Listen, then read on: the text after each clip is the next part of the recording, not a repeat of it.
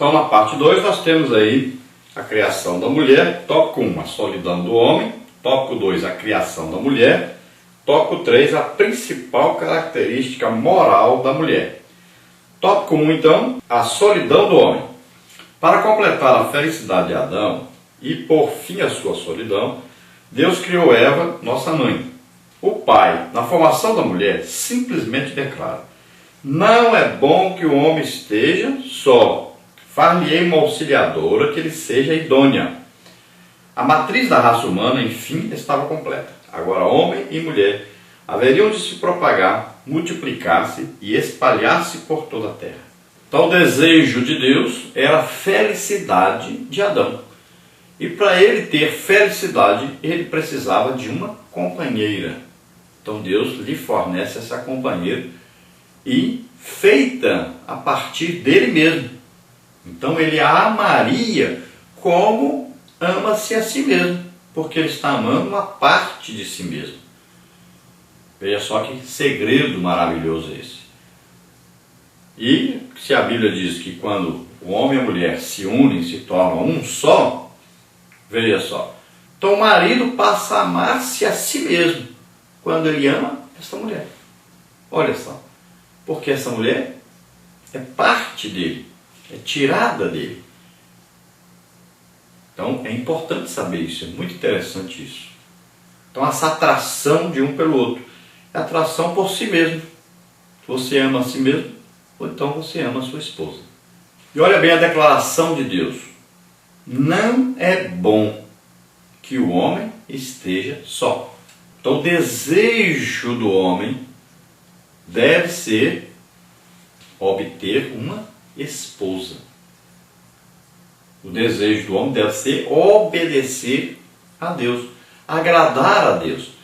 Se Deus diz não é bom que o homem esteja só, quem somos nós para dizermos que é bom estar só? Mandarmos alguém estar só. Toda vez que o homem diz que é bom estar só, ou faz alguma coisa obrigando alguém a estar só, ele está indo contra um desejo de Deus, contra a vontade de Deus. Então Deus disse bem claro que não é bom que o homem esteja só. E Deus decide o quê? Deus diz: olha, far-lhe-ei uma adjutora, far-lhe-ei uma auxiliadora que lhe seja idônea, ou seja, que lhe seja por complemento, por auxiliadora, ajudadora, alguém que vai o quê? Cooperar para o crescimento, desenvolvimento, o bem-estar desse homem. Então a Bíblia diz o quê? O homem não foi criado por causa da mulher, mas a mulher foi criada por causa do homem. Então Deus coloca o ser humano, o homem, sobre a face da terra, e ele cria a mulher para ajudá-lo. Veja só, a mulher deve entender isso. A mulher deve o quê? Ser submissa a esse homem, ser cooperadora para que esse homem seja feliz, para que esse homem cresça, desenvolva. E esse homem deve fazer o quê? Amar essa mulher, como se fosse ele próprio, porque ela é parte dele. Aí o casamento dá certo. Então o homem amando a esposa e a esposa sendo submissa ao seu esposo, pronto. Dá tudo certo, funciona tudo direitinho. Esse é o segredo da felicidade do ser humano. Então, a partir do momento que Deus agora une essa mulher e esse homem, eles estão prontos a povoar a terra, crescer e multiplicar-se.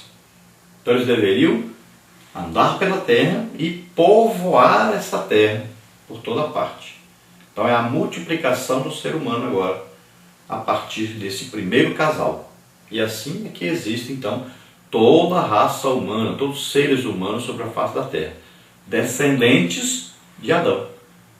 Então, o primeiro homem, Adão, primeira mulher, Eva, nós somos descendentes deste casal. Nós vamos ver mais detalhadamente que como Adão peca, então a semente de Adão vai passando de pai para filho.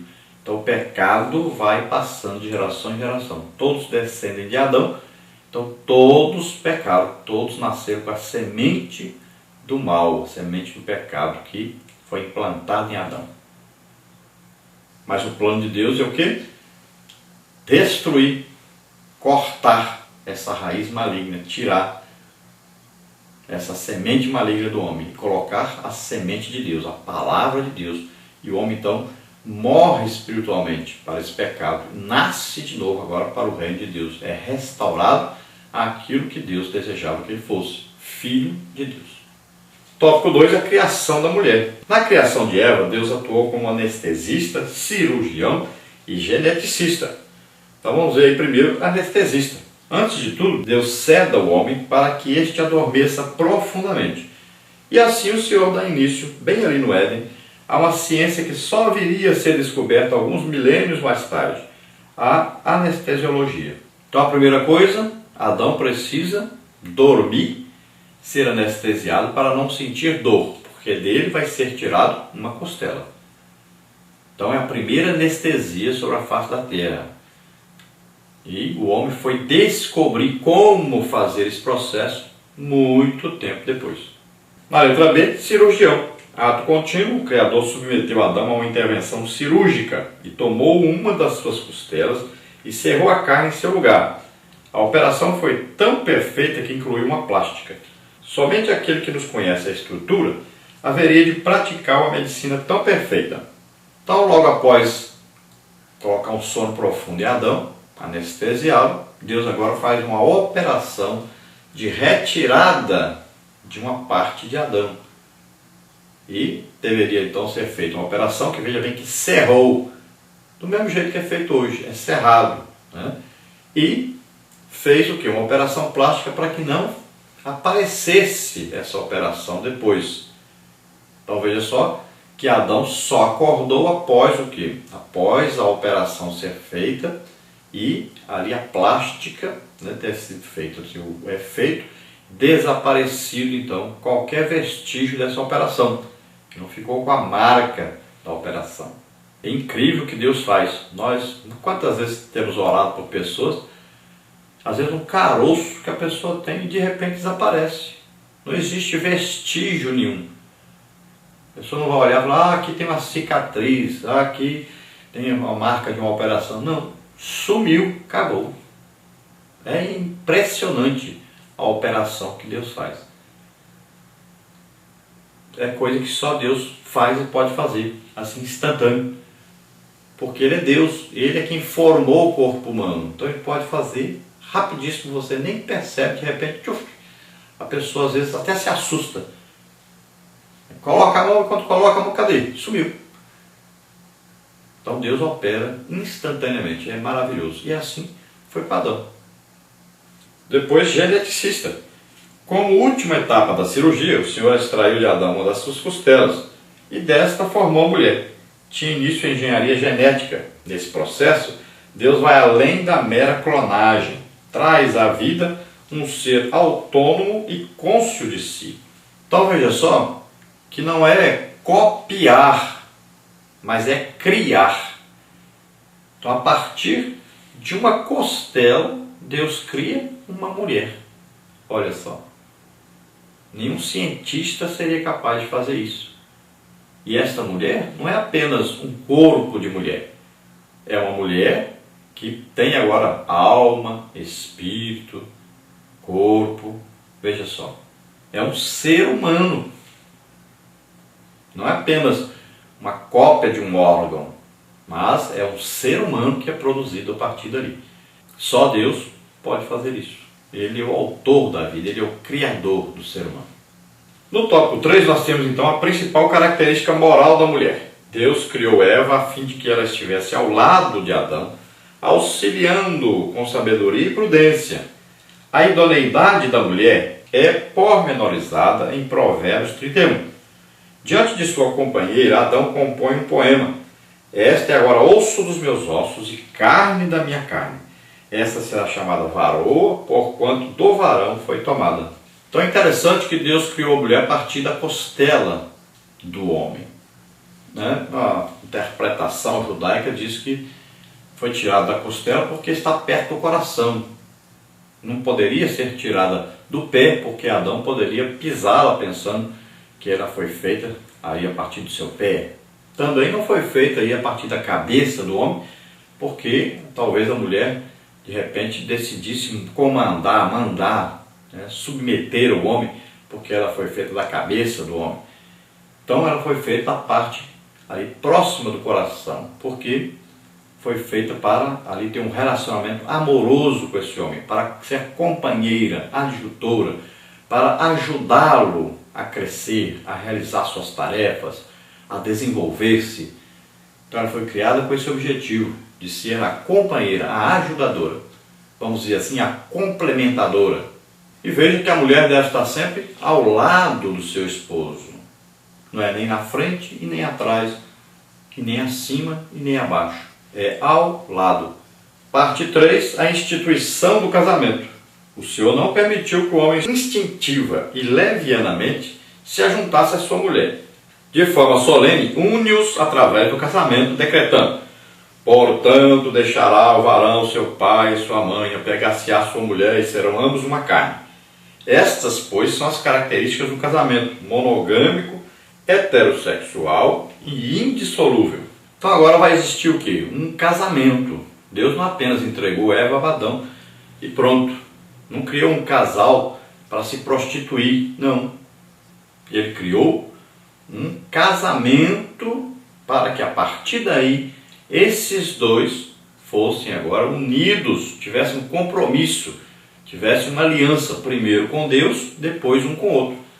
O casamento sempre é assim, a aliança primeiro é com Deus, depois é que os dois fazem uma aliança. Então é importante que todo casal saiba disso. Existe uma aliança feita com Deus e ela não pode ser quebrada.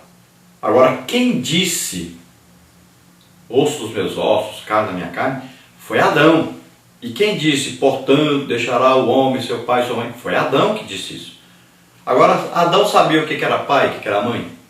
Não sabia. Então, que Adão estava o quê? Sendo o quê? Usado por Deus numa profecia. Então, Adão, quando diz, olha, portanto, deixará o homem, seu pai e sua mãe, e se unirá à sua mulher, e serão os dois uma só carne. Veja bem, isso é uma inspiração de Deus para que Adão dissesse, porque Adão não sabia que era pai e que era mãe. Ele não teve pai e mãe humanos como nós. Então Deus estava ali fazendo o quê? Com que Adão, concordando com Deus, pronunciasse agora palavras de compromisso, de união, ou seja, um casamento entre Adão e Eva. Então quando ele fala deixará pai e mãe se unirá à sua mulher, está dizendo o homem fará isso. Não está dizendo mulher com mulher, nem homem com homem, está dizendo o homem e a mulher. Então o princípio do casamento, união entre o homem e uma mulher. Também não foi dito apegar-se-á Adão, a Eva e a sua filha. Não. Está dando bem claro aí as condições. Um homem, mulher. Um só homem, uma só mulher. É monogâmico. E aqui existe um princípio de união. União até que a morte os separe. Então a indissolubilidade do casamento aqui também é dita. Vamos ver então o tópico 1, monogâmico. O primeiro ideal do casamento é a monogamia. Um homem para uma única mulher e uma mulher para um único homem. Infelizmente, não demoraria a aparecer o primeiro caso de poligamia, como está em Gênesis 4,19. Depois de Lameque, o costume generalizou-se, contaminando até varões piedosos, como Jacó, Gideão e Davi. O mais notório dos polígamos foi Salomão.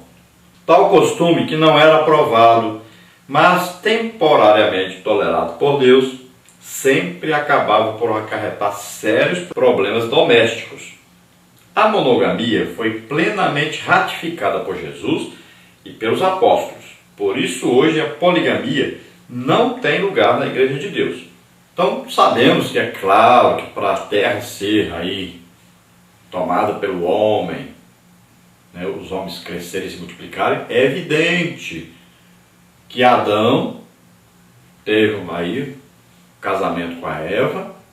Desse casamento nasceram filhos, homens e filhas mulheres. É evidente que esses filhos e filhas então se uniram em casamento e daí foi então a raça humana foi crescendo, se envolvendo. Mais para frente, então, é que vieram que as normas de convivência, para que não houvesse mais o quê? Casamento entre um irmão com uma irmã, né? Entre um filho, um pai ou uma mãe. Então aí vieram as normas para ordenar isso.